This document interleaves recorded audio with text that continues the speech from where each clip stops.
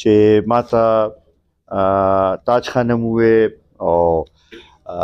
عبدالله جان رورم راته ویلي وو چې ستاسو خواهش دا و چې هلته کې پروګرام وکړو خو چونکې الیکشن دا دغه کیمپین سبا به آخري ورځ ده نو بالکل هغه آخري ورځې دي او دې کې پروګرامونه هم ډېر زیات شي دغه شي نو بیا دوی دا دغه وکړو چې یاره هغې ملګرو دا خواهش دی چې مونږ هلته کې راځو نو زه په هغې باندې ستاسو ډېر زیات مشکور یم دې نه ستاسو د مینې اظهار کېږي ستاسو د اخلاص اظهار کېږي او ستاسو د دې نه پوره هغه اراده ښکاري چې تاسو به قومي وطن پارټۍ له ووټ په ورکوئ عزتمندو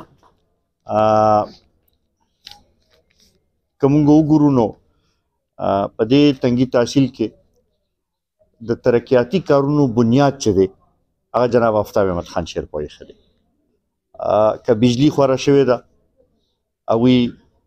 دلته کې دغه کړې ده که سړک جوړ شوی دی که سکولونه جوړ شوي دي که هسپتالونه جوړ شوي دي اوس که مختلف ځایونو ته ګیس را رسېدلی دی دا ټول د هغوی د علاقې لپاره خدمت دي او انشاءالله ستاسو مرسته چې راسره ستاسو حمایت چې راسره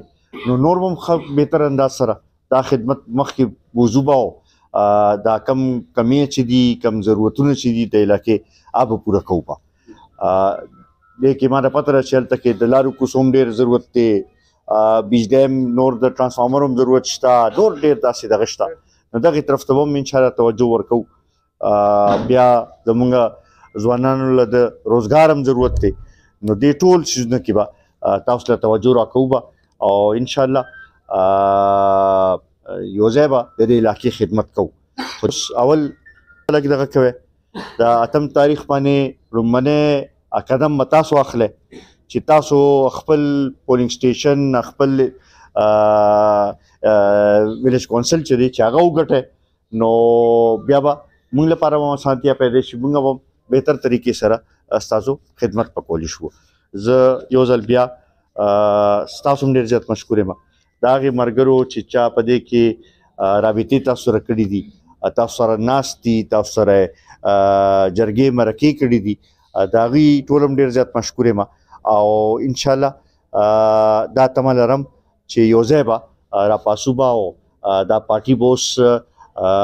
مضبوطه به هر ځای کې دې کې به تاسو هم کردار کوئ موږ هم درسره کردار کوو او انشاءالله په 8 تاریخ باندې ګټه به قومي وطن پارټۍ له ورکوو ډېره